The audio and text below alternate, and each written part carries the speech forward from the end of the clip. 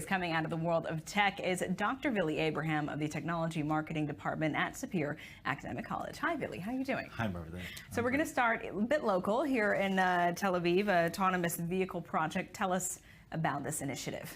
Okay, so the initiative is intended to bring the mayors and experts and officials from Tel Aviv and 9 other cities in the world, Los Angeles, Washington, D.C., London. And the point here is actually to sit down and to think of how autonomous vehicles can improve the quality of life in our cities. And how will each city benefit from this project?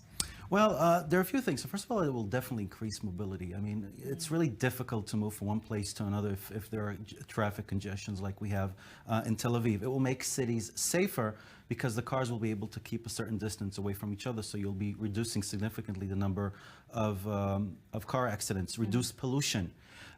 It will also enhance economic growth because it means that more people would want to come into the city and work, because if you look at Tel Aviv, for example, a lot of Israeli citizens are deterred from going into the city, especially during the week and especially with their cars. Yeah. So it'll bring a set of benefits to all cities. Yeah, it would be great. And talk about Google Net Balloon now.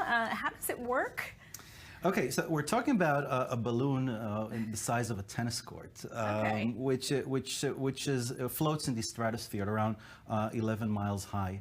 And it actually, you can control the altitude of the balloon by putting it in different streams, and this way you can change its direction.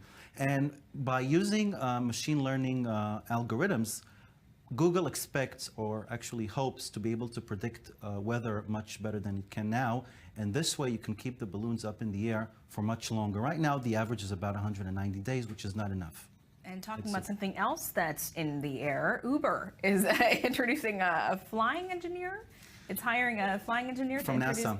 Yeah. So tell us about this hire and what the plans are now. Okay, so we're actually talking about flying taxis, because we're talking about Uber. Wow, that's so Fifth Element. Right. So according to the white paper published by the company, they call this vertical takeoff on-demand landing, meaning you can take off and land vertically. And this is actually meant to improve urban mobility and save a lot of time in traffic. If you look at what's happening in Israel, I don't know if you read about this, but we Israelis commuters spend 8 million hours a year in traffic jams. Oh, I believe it. I spend 1 million hours every day in traffic. 8 million hours. And if this continues, if we don't do something about traffic, it's expected to increase by an hour on average within 10 to 15 years. So this is the reason why they're doing it. And by the way, the only thing that is holding them back now is battery storage. They don't know how to work out around this problem. Yeah, absolutely. And let's see, what do we have finally? Motorola news looks to Israel for new tech to give it some edge. So what's the plan there? Okay, so it will focus on artificial intelligence and cybersecurity technologies. And the purpose is actually to test the technologies here. If we look at our army, police departments, if we look at municipalities, the emergency, the whole emergency system, we are early adopters of the technology. So they're going to test the technologies here. And the ones that work, they will further develop and integrate it into their products on a global scale. Very cool stuff. Villy, thanks so much for this. It's a pleasure.